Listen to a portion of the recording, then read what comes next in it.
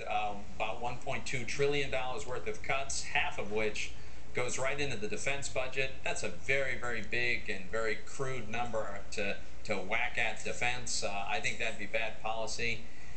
The other thing is, what we really ought to be doing is looking at what's driving our fundamental deficit problem. Medium term, long term, everybody knows it's the big entitlement programs.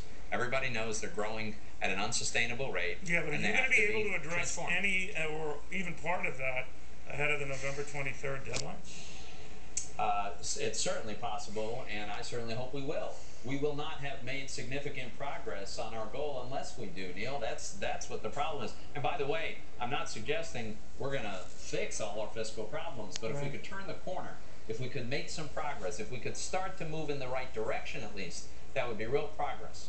I know you're against any sort of revenue enhancements, any way to raise revenues. The 6 Democrats, of course, counter that that's got to be on the table. I know ostensibly everything's on the table, but if that's an anathema to you, and those Democrats say any curtailing, even in the growth of this spending on entitlements, has got to be off the table. Hope springs eternal. Don't get me wrong, Senator, but your committee seems like a mini version of the frozen nature of Congress itself. Well, first of all, all of the ideological and philosophical divides that occur in Congress, our president accounted for at the table of the 12 of us. I will concede that point in a heartbeat. One of the things I have long argued, and I'm not going to get into the specifics of what we're discussing at that table, but I have long argued that fundamental tax reform, or at least significant tax reform, could be the key to unlocking this apparent set of differences. And by that I'm talking about a simplification that broadens the base, lowers marginal rates, encourages economic growth. Everybody agrees that if we simplified the code, lowered marginal rates, you could do it in a way where you maintain progressivity and unleash significant growth, and that has a huge boom in revenue.